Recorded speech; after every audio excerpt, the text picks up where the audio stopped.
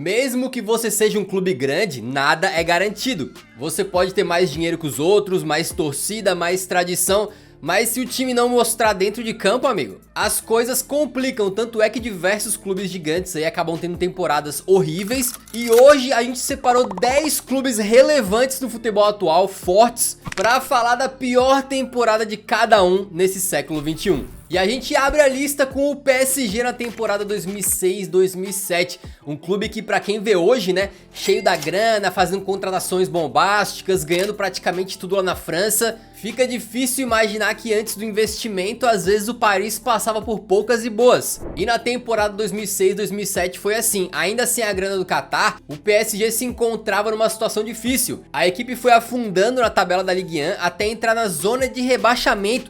Chegou a ser o penúltimo colocado, faltando apenas 9 rodadas para acabar o campeonato. Durante a má fase houve uma troca de treinador, a equipe conseguiu reagir e terminou a Ligue 1 daquela edição em 15º lugar, ficando 9 pontos acima da zona de rebaixamento e se safando ali do descenso, né? Mas nessa temporada os caras ainda tiveram algumas derrotas humilhantes para times muito pequenos. Perderam pro Valenciennes em casa, com um a mais em campo, tomaram taca do pequeno Sedan e também do Auxerre. Isso no campeonato francês, né? Nas Copas, o desempenho também foi péssimo. Na Copa da França, o PSG caiu nas quartas de final pro Sochaux. Na Supercopa, tomou gol do Benzema e foi vice pro Lyon nos pênaltis. E o Lyon também foi carrasco dos caras na Copa da Liga, vencendo o PSG por 2-1 nas oitavas. E pra encerrar a temporada com chave de lama, ainda teve a eliminação pro Benfica na Copa da UEFA, perdendo o jogo de volta no finalzinho, depois de ter vencido na ida. Não brigou por título nenhum e ainda só foi se safar do rebaixamento no finalzinho do campeonato. Sem dúvidas um passado sofrido, mas que assim, o torcedor do Paris hoje, né,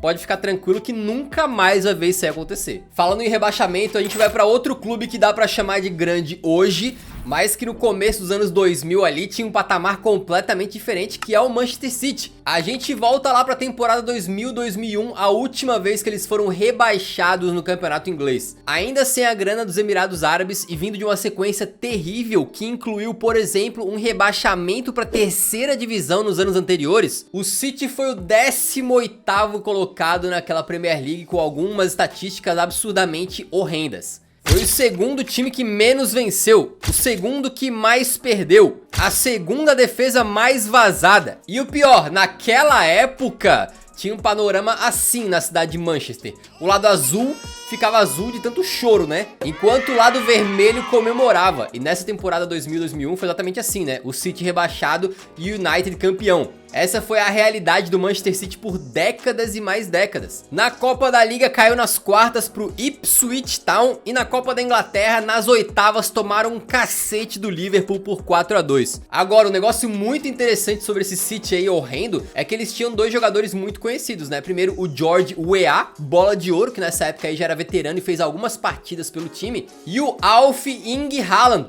pai do Haaland. Então, se a gente fosse fazer um paralelo com os dias de hoje, seria pegar um time que de vez em quando cai, por exemplo, o Burnley, e aí esse time é comprado, né? Daqui 15 anos o Burnley é uma potência, e tu pega um jogador comum do Burnley de hoje, tipo aquele Sander Berge, meio campista, ele tem um filho e lá em 2040 esse cara é um dos melhores jogadores do mundo, sacou? Jogando pelo um Burnley que ganha tudo. O futuro a gente não sabe, é impossível prever. Lá no comecinho dos anos 2000, alguém achava que o City ia ser a força que é hoje? E tem mais, nessa época de 2000-2001, o Haalandinho teria aceitado jogar no Citão? Mas eu duvido e eu dó. E se o City caiu dentro das 4 linhas, o próximo item da lista é a Juventus, que foi rebaixada, mas fora de campo. Foi na temporada 2005-2006 quando a Juventus foi impecável na Série A, perdendo apenas uma partida e terminando a temporada com o que seria o bicampeonato consecutivo. Só que enquanto a velha senhora comemorava o título ali, né, foram descobertas ligações entre o diretor da equipe, Luciano Modi,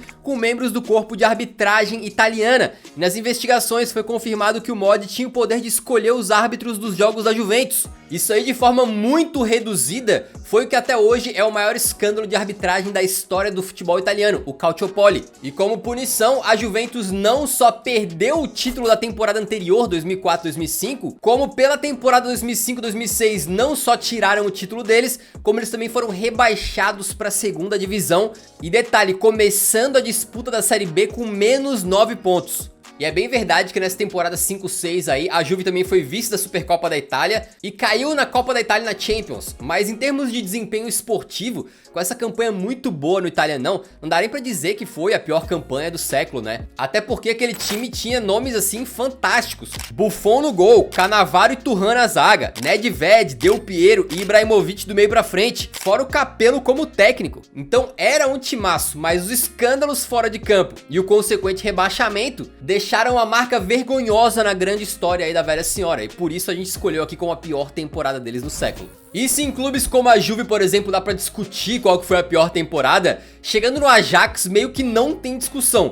A pior temporada deles é, sem dúvidas, a de 2023-24. O colosso holandês veio para a temporada com o Maurice Stijn, um técnico razoavelmente desconhecido, e foi tudo dando errado. O Ajax entrou na zona de rebaixamento da Eredivisie na 8ª rodada, demitiu o treinador, sem técnico foi jogar contra o PSV e tomou uma lapada de 5-2 que deixou o time na lanterna do campeonato. Ajax na lanterna do campeonato holandês. Pô, isso aí não existe, cara. E tem mais, essa surra aí não foi a única. O Ajax foi saco de pancada dos rivais. Contra o Feyenoord, por exemplo, em 2 jogos na liga, o placar agregado foi de 10-0. Sem contar que num desses jogos, a torcida tacou sinalizadores no gramado, a partida foi interrompida com 3-0, e depois, quando jogaram o que faltava, ainda deu tempo do Feyenoord meter mais um e o Ajax perdeu de 4. Como se não bastasse o desempenho horroroso dentro de campo, ainda rolou uma crise administrativa no clube, com o CEO sendo afastado, o que também ajudou a gerar uma revolta da torcida com fortes protestos. Mas calma, se você achava que as coisas estavam ruins, é porque você não ficou sabendo ainda das eliminações vexatórias do Ajax na temporada. Na Liga Europa, caiu num grupo que tinha esses times aí. Bom, com todo respeito, dava pra passar, né? Por um ponto não foi o lanterna desse grupo. E a eliminação levou os caras pra Conference League. E lá, eles tomaram simplesmente 4 tapas na cara do Aston Villa nas 8ª de final.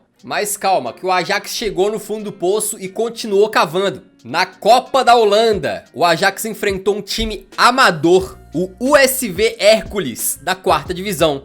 E foi eliminado. Exatamente, o Hércules, que nem deveria estar jogando no futebol holandês, deveria estar no futebol grego, simplesmente eliminou o Ajax. Bem verdade que o time do Ajax acabou conseguindo se recuperar um pouquinho, né? E foi avançando no campeonato holandês ali, terminou em 5º. Mas ainda assim, 5º pro Ajax no campeonato holandês é bizonho. E se considerar todos esses fatores aí que eu falei, foi uma temporada tenebrosa e absolutamente vexatória pra esse que é um dos maiores clubes do planeta Terra, né? E se o assunto é humilhação, por que não falar do Barcelona na temporada 19-20? Nesse momento tem torcedor do Barcelona já pulando o vídeo pra frente. Naquela época, o Barcelona tinha feito alguns investimentos tenebrosos, algumas contratações que deram muito errado e acabou dependendo muito, mas muito mesmo do Messi para que as coisas não fossem completamente pro buraco. E se tem uma competição que serviu de amostra do tipo de humilhação que o Barcelona sofreria nessa temporada, foi a Supercopa da Espanha, quando eles caíram nas semifinais pro Atlético de Madrid, tomando uma virada no finalzinho com um gol e passe pra gol dele, Álvaro Morata. Essa eliminação aí custou o cargo do técnico na época, né, o Ernesto Valverde, e pro lugar dele veio o Quique Setién. E com apenas um mês no clube, o Quique já viu ali o seu time ser eliminado na Copa do Rei pro Atlético de Bilbao. Foi nas quartas de final, já foi daquele jeito, né, com um gostinho de humilhação, porque o gol saiu praticamente no último lance da partida. Já em La Liga, os blaugranas foram vice-campeões, ficando atrás do Real Madrid. A diferença terminou em apenas 5 pontos, mas ela engana muito, porque na verdade o Barça praticamente em nenhum momento ameaçou realmente o Real Madrid, né? E a real é que o futebol jogado não inspirava nenhuma confiança. Só que sem dúvidas a pior humilhação, vergonha e derrota que o time teve naquela temporada e que marcou essa temporada pra sempre aí na história desse clube foi na Liga dos Campeões. Num contexto de pandemia, com os jogos sendo realizados em Portugal de forma única, né, sem jogo de volta, o Barça tomou uma sacolada de 8-2 do Bayern de Munique. Sendo essa a pior derrota do Barcelona na história da Liga dos Campeões e a pior derrota da carreira de Lionel Messi. Uma humilhação marcante que entrou para a história dessa competição e por que não para a história do futebol de clubes, né? É uma ferida daquelas que assim, pode até sarar, mas deixa marcas. Por muito tempo isso aí vai ser sempre lembrado, né? E o detalhe, esse 8-2 veio com o Messi e Suárez em campo, beleza? O Barça teve outras temporadas no século que não foram tão boas, como em 2002, 2003, mas o que mais agravou essa, além do desempenho pífio dentro de campo e também das humilhações que sofreu, foi a grave crise financeira, com o clube atingindo ali 1 bilhão de euros em dívidas, e a crise administrativa que nesse momento já estava começando a borbulhar, e alguns meses depois aí dessa temporada acabou causando na renúncia do Bartomeu, né? Inclusive os estragos causados por esse homem e os seus asseclas nessa época aí continuam afetando o Barcelona até hoje. Inclusive, se você quiser lembrar tudo que aconteceu, a gente tem um vídeo só falando sobre essa destruição do Barcelona nas mãos do Bartomeu. A gente permanece na Península Ibérica para falar agora do Sporting, que na temporada 2012-2013 também teve uma época ali que acho que praticamente todo mundo considera como a pior da história do clube nesse século. E por que isso? A gente sabe que em terras lusitanas, num campeonato português normal, digamos assim, né, as primeiras 3 posições vão ficar entre Porto, Sporting e Benfica.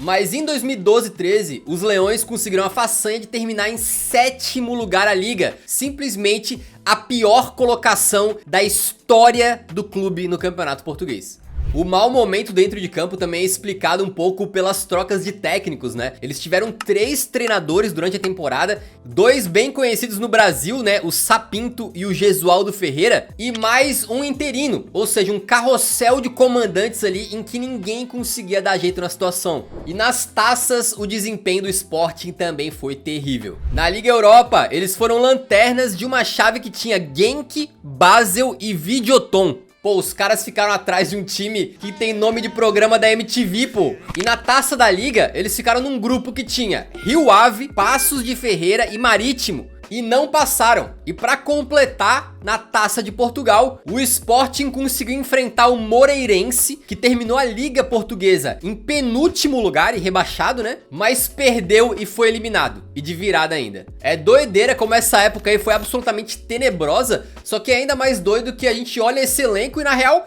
tinham alguns bons nomes, tá? Rui Patrício, Eric Dyer entrando numa lista de bons nomes. Não, mas é um jogador decente, pô. Marcos Rojo, o Arias, o Elias e o João Mário. Mas os meus amigos benfiquistas podem ficar tranquilos, porque o Sporting não foi o único clube de Lisboa a passar vergonha nesse século, não. O Benfica da temporada 2000-2001 não fica muito atrás. Nessa época, as águias fizeram o que é pra muitos a pior temporada da sua história. Isso se deve a vários fatores, né? Começando pela Liga Portuguesa, onde o Benfica ficou na 6ª posição, a pior da história do clube. Já na Taça de Portugal, eles foram goleados nas oitavas de final pro maior rival, o Porto, por 4-0, com um show do Alenichev, metendo 2 gols e um passe pra gol. Mas pelo menos na Copa da UEFA, a atual Liga Europa, o Benfica deu show de horrores. Foi uma eliminação vexatória ainda na primeira rodada, antes da fase de grupos, pro Halmstad da Suécia. Com todo respeito, até a pesquisa pra esse vídeo aqui, eu nem sabia que esse time existia, pô. Agora, vamos lá. Sabe o que é mais louco dessa temporada do Benfica? É que 2 dos 3 técnicos que eles tiveram viraram absolutamente lendários. O Jupp Heynckes, que naquele momento até perdeu as estribeiras com a pressão de comandar o Benfica, e o ainda desconhecido José Mourinho, que pediu um voto de confiança no seu trabalho e não foi atendido pela direção.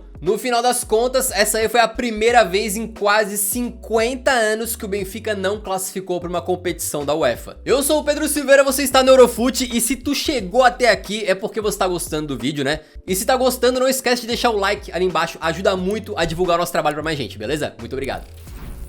Agora imagina você ser o clube que mais gastou dinheiro na Premier League e no planeta Terra para no final da temporada ficar em 12º lugar. Esse foi o Chelsea da temporada 22-23. Sob nova direção, com a chegada ali do Todd Boehly, o Chelsea investiu apenas 630 milhões de euros em contratações, inclusive pagando cerca de 120 milhões no Enzo Fernandes do Benfica. O torcedor geralmente sonha com uma janela assim, teu time fazendo um monte de contratações, supostamente melhorando o elenco, né? Mas o que parecia um sonho, no final das contas, virou um pesadelo. Essa foi aquela temporada em que eles demitem o Thomas Tuchel no comecinho, Chamam o Graham Potter, que vai de mal a pior, depois demitem o Potter e acabam chamando para tapar buraco simplesmente o Frank Lampard, que é um treinador medíocre. Foram ao todo 3 técnicos e mais um interino e o resultado vocês já sabem. Começando pela Copa da Liga, quando eles foram eliminados na terceira rodada pro City. Tudo bem, cair pro City atualmente é normal, né? Só que depois na Copa da Inglaterra, eles também são eliminados pro City. E dessa vez tomando uma lapada de 4-0, amigo. Nisso, a gente segue na Champions League, onde o Chelsea quase que por milagre conseguiu eliminar o Borussia Dortmund nas oitavas e passar pras quartas. Então foi uma campanha, se tu vê pelo resultado, até aceitável. Porém, eles enfrentam o Real Madrid e nem por um segundo conseguem mostrar competitividade, né? Perdem de 2-0 na ida, 2-0 na volta. A expectativa em cima daquele time era grande por causa do investimento, né?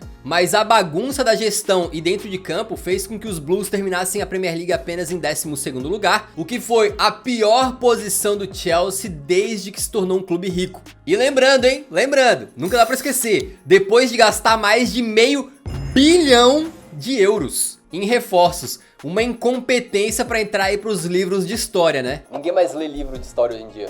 Uma incompetência pra entrar aí pra Wikipédia, né? E por falar em alta expectativa e uma péssima realidade, a gente volta para a temporada 2003-2004 para falar do Real Madrid. Eles começam aquela campanha até que ok, vencendo a Supercopa da Espanha, que naquela época era disputada no começo da temporada, né? Mas dali pra frente tudo ficou pior. Na Copa do Rei, na Champions e em La Liga, eles decepcionaram muito e por 2 motivos. Um, porque eles são o Real Madrid, né, só isso já é o suficiente. Mas outro porque essa foi a primeira temporada oficialmente dos Galácticos todos juntos, já que esse grupinho seleto de craques na época aí se completou com a chegada do Beckham em 2003. Então além desse astro aí, eles tinham o Figo, o Zidane, o Ronaldo Fenômeno e por aí vai. Esperava-se que o Real Madrid pudesse ser um papa títulos, né, mas não foi o que aconteceu. Na Copa do Rei, os merengues perderam a final pro Real Saragossa de virada por 3-2. E naquilo que talvez fosse o principal objetivo da temporada, a Champions League, veio também uma eliminação surpreendente e um pouco vexatória pro Mônaco, porque é aquela que vocês conhecem quando o Real Madrid toma gol tanto na ida quanto na volta do Fernando Morientes, que era jogador do Real, emprestado pro time do Principado. E mais, essa eliminação aí causou tanto estrago, né, que depois dela o Real Madrid ficou simplesmente 6 temporadas caindo toda a santa Champions nas oitavas de final. E na La Liga, o Real Madrid Galáctico até começou bem, mas na reta final azedou de uma maneira incrível. Eles simplesmente perderam 7 dos últimos 10 jogos do Campeonato Espanhol, tendo que se contentar com o 4º lugar, não só atrás do Barcelona, como também das surpresas Valência e Deportivo La Coruña. E a gente fecha agora na mesma temporada, 2003-2004, para falar de outra equipe que viveu um inferno tanto dentro quanto fora de campo, que foi o Napoli. Naquela época, o clube estava muito mal das pernas, né? Então a queda na Copa da Itália, não conseguindo avançar num grupo fraquíssimo, até que a gente deixa de lado, porque o problema mesmo veio na Liga. O Napoli estava na Série B naquele momento e passou grande parte da temporada brigando para sair da zona de rebaixamento, para não cair para a Série C. Quando eles trocaram de treinador e conseguiram ter uma certa estabilidade, aí as coisas melhoraram e o Napoli terminou em 13º no campeonato, uma posição ainda muito longe do acesso, né? Mas até aí tudo bem. O problema é que o clube tinha dívidas ali de cerca de 70 milhões de euros na época e perdeu a licença para continuar no campeonato, declarando falência, quase fechando as portas e se salvou no finalzinho, mas no que foi possivelmente o pior ponto da história do clube, porque eles foram rebaixados administrativamente para a Série C. O Napoli só se manteve de pé ao ser comprado pelo empresário Aurélio De Laurentiis, que fez o clube renascer com outro nome, né? Napoli Soccer, que depois voltou pro nome mais conhecido, né? Società Sportiva Calcio Napoli. Ainda bem que o resto da história, a gente tem um vídeo aqui, por exemplo, só sobre o título italiano recente do Napoli, que foi maravilhoso. E ó, se somar os clubes relevantes das top 7 ligas que a gente cobre, dá coisa de uns 23, 24. Então a gente simplesmente não teria como fazer um vídeo falando de todos, tá? Por isso a gente tentou variar bastante, né? Muitas histórias distintas aí, de 6 ligas diferentes. Mas se vocês quiserem muito, a gente poderia fazer aí uma parte 2 com um detalhe. Tem clubes que mesmo a pior temporada do século ainda é bem decente, tá? É o caso do Porto, por exemplo. Se você curtiu esse vídeo, deixa um like antes de sair, ajuda muito o nosso trabalho e nos vemos no próximo. Então um grande abraço, falou!